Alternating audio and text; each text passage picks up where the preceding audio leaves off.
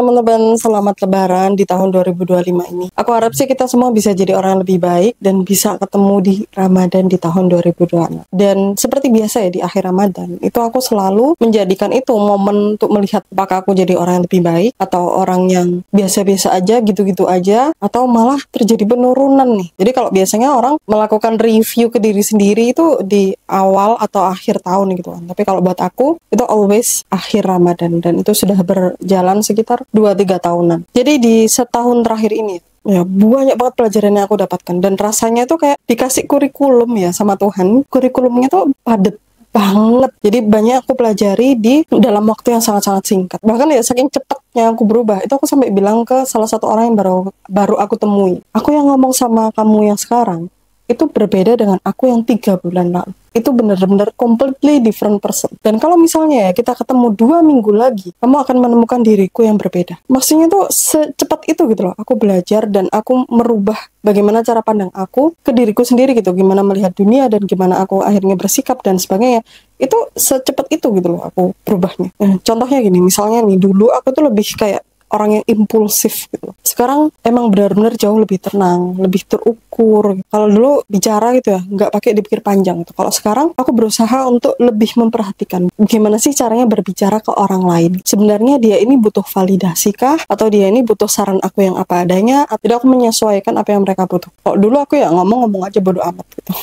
Setelah aku pelajari ya itu agak kurang tepat untuk ya mungkin tidak di semua situasi lah ya bisa kayak gitu. Ada lagi sih contoh yang perubahan yang cukup signifikan yang terjadi di kehidupan aku adalah aku in real life aku tuh benar-benar jauh lebih banyak diem daripada dulu. Ya mungkin kalau di depan kamera teman-teman nggak ngerasa ya. Kalau di depan kamera ya begini-begini aja gitu. Tapi kalau in real life mungkin teman-temanku pun menyadari aku jauh lebih diam. Aku tidak lagi ngerasa harus selalu tampil lah. Inilah inilah Nadira, enggak, bodo amat aku udah sekarang gitu ya, dan enggak lagi harus merasa kayak menunjukkan sesuatu, menunjukkan ini aku gitu, enggak, aku enggak lagi merasa seperti itu. Kenapa kok bisa kayak gitu? Karena ternyata sekarang ya, aku sudah merasa kayak cukup gitu loh dengan diriku sendiri, yang menghargai nilai-nilai diriku sendiri. Aku tahu aku tuh seperti apa, aku tahu aku punya value apa. Dan cukup dengan merasa bahwa ya aku tahu value-ku itu gitu. Kayak gitulah. Jadi intinya tuh kayak cukup dengan aku sendiri yang menghargai diriku. Tapi ada sebuah hal menarik yang aku sadari juga. Ternyata cara bicara aku yang seperti ini, yang ya udahlah yang begini nih kalau di depan kamera, itu disukai oleh cukup banyak orang gitu. Di real life gitu. Mereka bilang kayak, wah aku suka deh kalau kamu tuh bisa ngomong kayak begini. Dan ada juga sih teman-teman aku yang bilang kayak, wah aku tuh salut banget sama orang-orang yang bisa ngomong di depan kamera gitu. And then di situ aku mulai menyadari gitu loh, oh ternyata ada perbedaan besar banget gitu antara orang yang sudah melatih dirinya untuk berbicara di depan kamera dengan seperti ini dengan orang-orang yang belum biasa atau misalnya kayak nggak pede gitu dengan ngomong di depan kamera. Jadi waktu itu aku ngelihat banget itu perbedaannya sangat-sangat luar biasa besar gitu. Dan aku merasa kayak belum belajar yang sampai segitunya gitu loh. Dan belum sehebat itu juga kan. Ya biasa aja gitu, tapi ternyata perbedaannya itu sangat-sangat besar sekali gitu antara antara aku yang sudah sekian tahun di depan kamera dengan orang-orang yang belum biasa di depan kamera. Itu satu hal. Dan ini juga ada cerita sih. Sebenarnya udah aku ceritain di Instagram aku, cuman nggak apa aku ceritain sekilas di sini. Jadi waktu Ramadan itu aku ngisi kayak sebuah acara kecil-kecilan gitu lah ya dengan salah satu temen aku. Nah aku tuh sebenarnya minder parah gitu karena teman aku itu udah biasa kotonku tuh kayak perform gitu di depan banyak orang tuh dia udah biasa banget jadi MC, dia tuh keren gitu. Dan suara dia tuh kayak cocok banget gitu, suara dia tuh bener-bener cocok banget untuk yang energik dan ceria gitu kan. Tapi kalau aku merasa tone suara aku tuh bener-bener bertabrakan sekali dengan kayak suasana yang udah dia bangun di saat itu gitu. Jadi suara aku ya kayak begini, suara aku tuh jauh lebih berat gitu. Dan suaranya temen aku tuh cewek parah gitu, yang suaranya tuh tinggi dan yang ya udah yang happy kayak gitu loh. Dan aku nggak bisa kayak gitu loh. Ya memang aku nggak seperti itu kan. Jadi ya waktu aku mau perform itu aku kayak aduh ini gimana gitu. Kayak habis dari ceria tiba-tiba langsung kayak drop banget kayak gitu loh. Dan tuh aku takut sih awalnya. Tapi akhirnya ya udahlah aku perform aja. Dan dari situ ternyata ya setelah kita ngobrol singkat gitu, ternyata temen aku justru bilang suara yang kayak kamu tuh ternyata perlu loh gitu. Karena nggak bisa juga gitu kalau misalnya bikin acara dari awal sampai akhir itu kayak cuman hura-hura, senang-senang, hahaha doang tuh. ternyata mereka tuh juga butuh gitu waktu-waktu dimana mereka tuh harus fokus, harus dengerin kayak inti dari acaranya apa gitu. Pokoknya ada momen-momen mereka tuh harus serius gitu, audiens itu harus serius. Dan ternyata dia bilang kalau tone suara aku tuh jauh lebih cocok untuk momen-momen seperti itu daripada tone suaranya dia. Dan di situ aku merasa kayak, oh ternyata aku nggak perlu ya untuk berubah menjadi seperti dia. Tapi aku cuma perlu menerima aja, ya suaraku kayak begini dan biarin aja kayak aku bersinar dengan cara aku sendiri, dengan warna aku sendiri gitu. Karena aku nggak harus sama kayak mereka gitu, aku nggak harus sama kayak dia. Itu pelajaran yang muahal banget kalau menurut aku. Itu nggak akan diajarin gitu loh di sekolah. Aku baru dapat ya setelah sekian tahun gitu aku belajar. Tapi alhamdulillah sama Allah ternyata dikasih kesempatan lah untuk hal itu. Itu secara singkat yang terjadi di kehidupanku ya, dari Ramadan di tahun lalu sampai Ramadan yang sekarang. Pada intinya aku belajar dengan sangat banyak sekali hal yang berubah di kehidupan aku, dan mungkin teman-teman juga menyadari gitu. 1 tahun yang lalu kalau melihat video aku, mungkin melihat video aku yang pertama dan video aku yang sekarang tuh jelas berubahnya banyak banget gitu kan, kerasa banget. Bahkan aku yang ngomong aja sangat kerasa gitu. Bahkan waktu nanti aku ngedit juga pasti kerasa banget bedanya. Tapi ya alhamdulillah menjadi orang yang lebih baik pada intinya seperti itu. Meskipun tidak seperti yang aku harapkan di awal, tapi ya nggak apa-apa. Toh juga tetap berubah ke hal-hal yang positif. Terus apa yang bakal aku lakukan nih untuk di tahun ini, Ramadan dari tahun ini sampai Ramadan tahun depan? Kalau aku ada satu tantangan yang terbesar menurut aku, yang mana ini jadi PR yang selalu aku kayak singkirkan, kayak nanti dulu, ntar aja gitulah, kayak nggak mau ini nanti aja, yang lain dulu kayak gitu.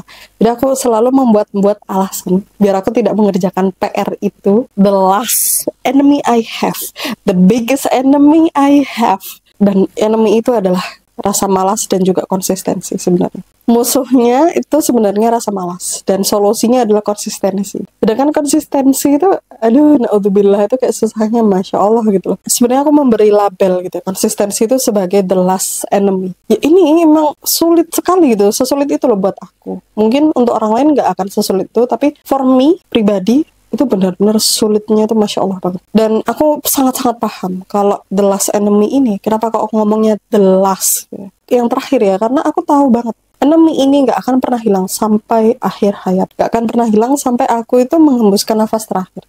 Dia akan selalu ada godaan untuk males lah, nanti aja lah, aduh nanti mental healthku begini begitu, pasti akan ada. Jadi aku ngomongnya adalah the last, yang terakhir. Dan kenapa sih kok aku tuh ngomong konsistensi gitu, emang apa pentingnya gitu. Awalnya aku kayak nggak menyadari sih kalau konsistensi itu something the most important thing gitu ya. Tapi setelah aku tuh kayak ngelihat gitu beberapa orang sukses, dan bahkan aku tanya sama salah satu temen aku yang dia secara ekonomi itu sudah sangat baik gitu ya di usia yang sekarang dibandingkan teman-temanku yang lain. Jadi bisnisnya tuh udah lumayan gede gitu ya.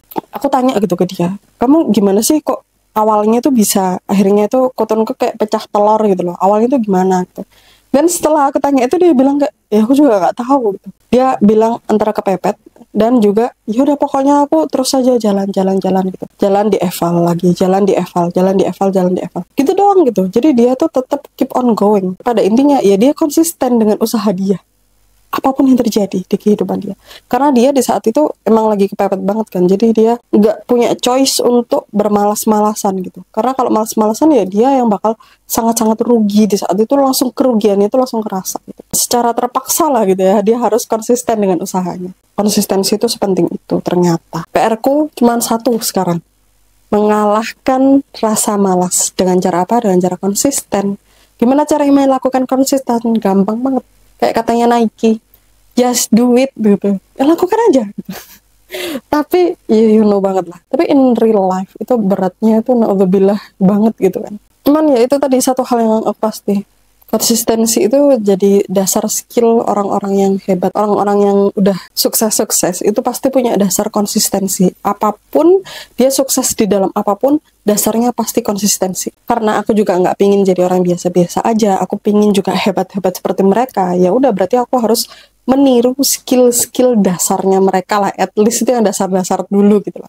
Aku harus bisa nih mengalahkan rasa malas aku harus bisa berusaha untuk konsisten terus menerus gitu. Dan ya susah, emang susah banget itu kayak aku declare sebuah peperangan gitu dengan yang namanya itu rasa malas. Dan itu perjalanan yang panjang banget, perjalanan seumur hidup menghadapi yang namanya the last enemy tadi. Cuman peperangannya ini tuh udah peperangan terbesar gitu kan, peperangan terakhir, terjadinya sampai akhir hayat pula kan. Kerasa banget, aku sendiri tuh kayak kerasa itu tidak akan semudah itu. Tapi ya sudahlah, mau apa lagi gitu, aku nggak punya pilihan lain juga.